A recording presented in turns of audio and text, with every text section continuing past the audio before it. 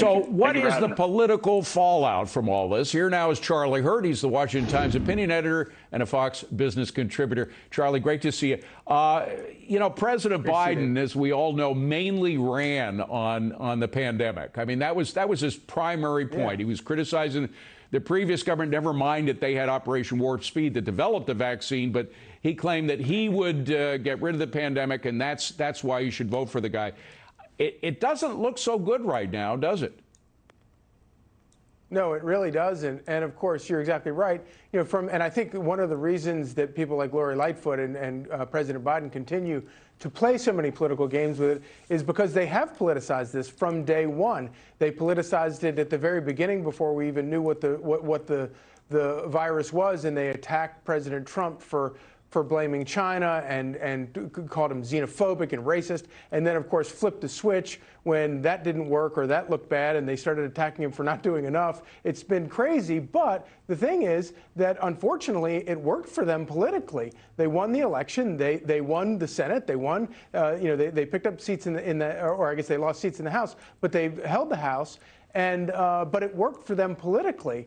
And so, of course, they're continuing it. The problem is you have the situation, like, as you point out, truly, literally life and death situations for people, and they're continuing to play political games with it, and it's hurting people, but it's also hurting their own credibility, I think. And I think that from every step forward, I think that everything that whether it's Joe Biden or what we're seeing in Chicago. These efforts by Democrats to continue to play games with the pandemic and with the things that we've done to deal with symptoms and to prevent the disease from spreading. Yeah. People are they're losing credibility. People are it's breaking through in major Charlie, ways. If you can, I'm sorry to interrupt, but the president himself is speaking right now. I think we want to take some of the questions that he's taking. Let's listen in. Would you sign a package that doesn't include that proposal? Look, obviously, are you married? I'm not. Okay, well, you're going to have to learn how to negotiate with it. All kidding aside, look, it's clear that it's not going to be $3.5 trillion. So the question is, how much of what is important do we get into the legislation? I'm of the view that it's important to establish the principle on a whole range of issues without guaranteeing you get the whole 10 years. It matters to establish it. I don't know of any major change in American public policy that's occurred by a single piece of legislation. There probably is, I just can't think of one. So what happens is you pass the principle and you build on it, if in fact it either works or it doesn't work. And I'm convinced that's why I think you see so much support, even from the folks who are holding out for the child tax credit. Well, but they didn't have that idea when I convinced them to pass it the first time, when we did the act in February. But now people are seeing it. It's practical, it works, and it's fair. And so, I doubt whether we'll get the entire funding for community colleges, but I'm not going to give up on community colleges as long as I'm president. What about just the child tax credit and all the child care money that you talked about today? Do you have any sense of whether Senators Manchin and Sinema support putting that in the reconciliation package? Yes. Yes, they do? They both do? Yes, I have a sense. What did you say to President Clinton today? How did you guys... I wanted to see how he was doing. Yeah. And because I've been trying to get a hold of him. He's doing fine. He really is.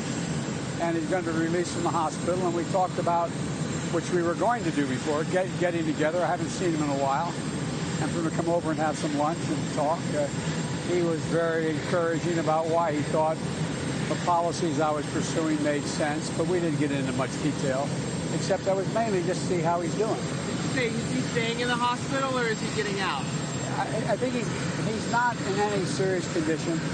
He is getting out shortly, as I understand. Whether that's tomorrow or the next day, I don't know. Did you guys talk about McCullough's race? Terry McCullough's race in Virginia? No, we didn't talk about anything that I can think of. I don't think we talked about any particular race.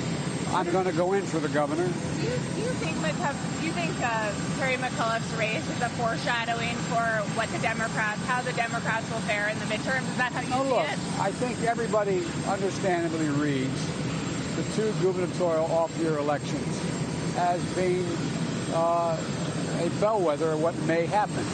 Sometimes it's been right, sometimes it's been wrong. I think Terry's going to win.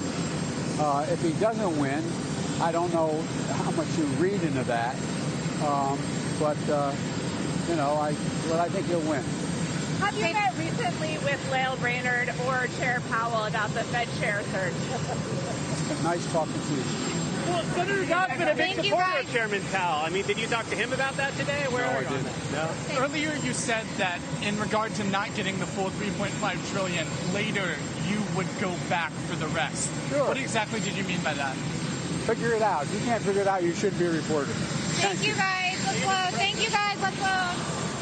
All right, that's the president speaking in Connecticut, talking about many things, including, of course, his big $3.5 to $5 or $6 trillion spending plan. The question is whether, with everything else that's going on with regard to the vaccine mandates we were just talking about, the immigration crisis, what just happened in Afghanistan, whether any of that will spill over and prevent him from pursuing his huge spending plans beyond that which has already been passed. We come back to Charlie Hurt from the Washington Examiner to talk a little bit about this. You know, one of the problems, Charlie, is that in so many cases, he has directly contradicted himself or actually broken promises, whether it's in Afghanistan, whether it's dealing with immigration, claiming that we have a closed border when it's obviously wide open, or as we just talked about in vaccine mandates. We remember in December, after the election, but before he became president, he promised no vaccine mandates. Then he comes in with vaccine mandates, and it's causing all of these problems with police departments, with hospitals,